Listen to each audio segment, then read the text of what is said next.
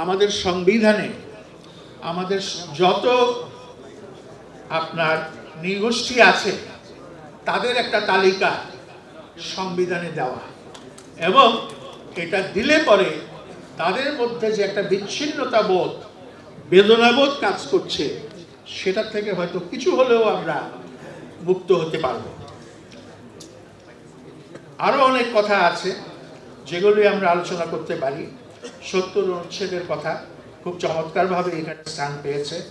তারপরে বিভিন্ন কমিশন গঠনের কথা, সেই কমিশনগুলো গঠন করলেই তো হবে না, সেগুলো গ্রহণযোগ্য হতে হবে, সেগুলো নিরপেক্ষ হতে হবে, এবং সেগুলো যথেষ্ট বুদ্ধিমত্তা সম্পন্ন হতে পারে।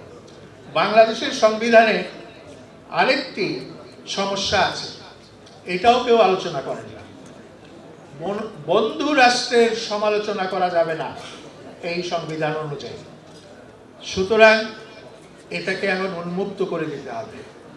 আমরা এখন কথা বলার স্বাধীনতা পেয়েছি, কতদিন তা অব্যাহত থাকবে জানি না, কিন্তু আমরা যেন কথাগুলো স্পষ্ট করে লাউড অ্যান্ড ক্লিয়ার ভাবে তুলে ধরতে পারি, সেই ব্যবস্থা করতে হবে।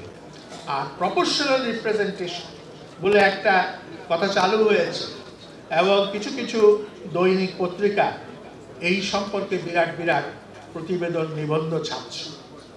আমি মনে করি বাংলাদেশে প্রপোর্শনাল রিপ্রেজেন্টেশন গ্রহণযোগ্য না। কি কারণে? এখানে ভোটের যে বিন্যাস, সেই বিন্যাসের ফলে দেখা যাবে যে এইখানে কোনো দলের পক্ষে এককভাবে সরকার গঠন সম্ভব নয়। অতীতেও সরকার গঠন সম্ভব হয়নি এই কোয়ালিশন ছাড়া। কাজেই এই আনুপাতিক প্রতিনিধিত্বর যে ব্যবস্থা, সেই ব্যবস্থার ফলে দেখা যাবে যে কোয়ালিশন গভর্নমেন্টই হচ্ছে আমাদের নিয়তি, আর কোয়ালিশন গভর্নমেন্টই হচ্ছে বাংলাদেশের স্থিতিশীলতা বিনষ্টের ভিত্তি। কাজেই বাংলাদেশ যাতে একটা স্থিতিশীল রাষ্ট্র হিসেবে, সুসংবদ্ধ রাষ্ট্র হিসেবে এগিয়ে যায়, তার জন্য আমাদের চিন্তাটা পরিষ্কার রাখা দরকার।